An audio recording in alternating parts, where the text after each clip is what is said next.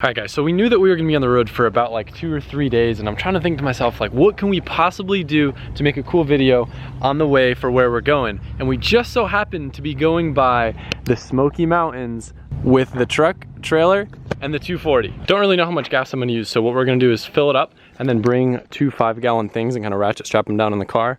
About to switch out to some stickier rubber because right now I have some kind of play around wheels on right now. I don't remember who it was, but I know one of you guys commented saying that you had the same issue with your coolant when you had a loose drain plug on the radiator. And it matched up. Like, I read that comment, I was like, oh my God, that kind of makes sense, because we've been seeing like a little bit of a damp spot in the trailer, but couldn't figure out where it was coming from.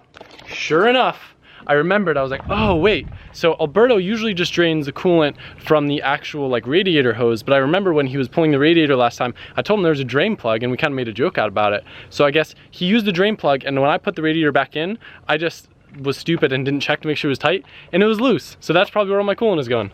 Go figure. You're not wrong. You're not wrong. Thank you for your comment. Mystery solved. That's way easier than rebuilding the motor again. Prepared as we possibly can. Got spare tools, water for the car, water for us, water for the dog. Bucky Jr., you guys haven't met him yet, he's chilling. Oh, I probably shouldn't leave him in the sun, huh? I'm being a bad dad. Nicole would be very upset. All right, you can sit on the chair in the shade. Just to give you guys an idea of what we're working with, I've got one GoPro up there, one GoPro in the car, and then one GoPro in the engine bay to get you some sweet red turbo noises. Now obviously this is a highly trafficked public road, even though it's only like a Thursday morning right now. There's lots of like motorcycles out and stuff, and it's very important if you ever come out here to not cross the double yellow line, because some of these dudes get pretty radical and lean in a lot, and you could easily kill someone, so you never want to do that. You're one of them. He's a grommer. Yeah, yep. Don't kill me, please. Even though a drift car with a welded diff isn't the most ideal thing for the Dragon, I just think it'll be a lot of fun, and it's an opportunity I may never get again. So we're just gonna have a lot of raw, rad engine sounds and pretty roads and just go have some fun. You're gonna do a little burnout and get the stickers off the tires. I'm not joking. I left the stickers on.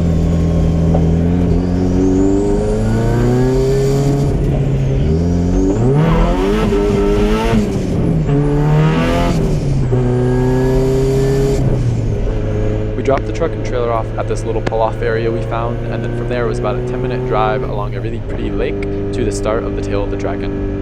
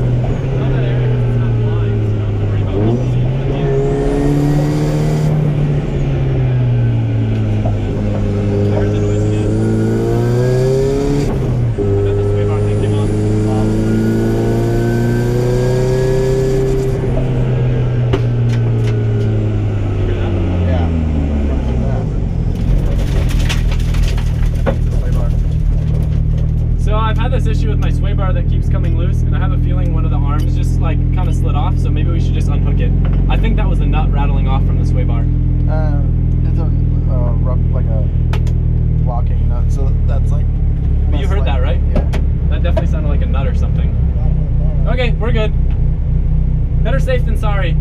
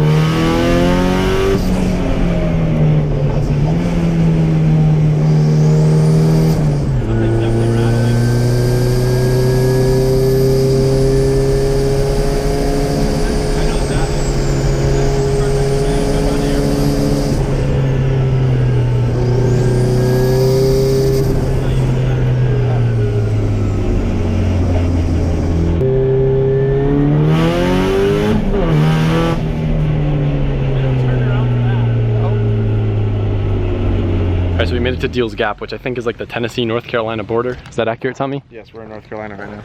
Cool. And basically there's a cool little motorcycle hangout, restaurant, bar, souvenir shop. So we're gonna grab some food. Good food. Now I know you guys are probably gonna tell us, oh, you should have drove on other roads, not just Tail of the Dragon. Yeah, I know there's a lot of other cool roads out here, especially ones that are much less trafficked. But the main thing about them, they're much faster speeds. And this is a 240 that could fall apart at any given second. So I feel much more comfortable going on the Tail of the Dragon. Plus, we do have like another 8-hour drive today. So this was just like a quick pit stop. I will definitely be back here, hopefully with a car that I feel more confident in going on the other roads. But this was just kind of like a cool little pit stop.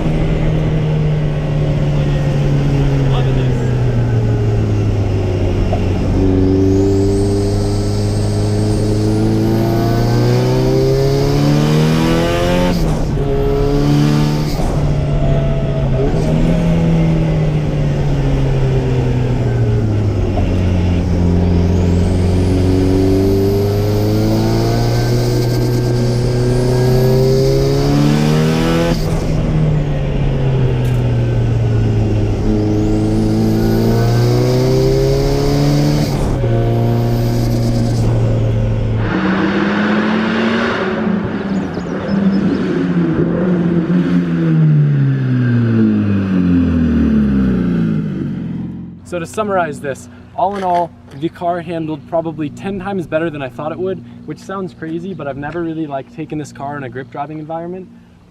Definitely the CTS V calipers.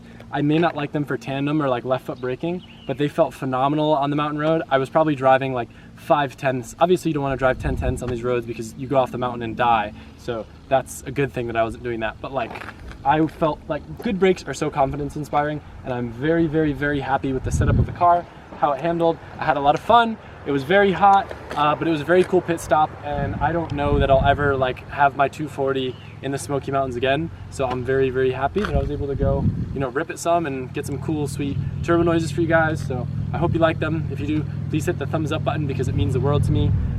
Any comments, Tommy? No. Okay.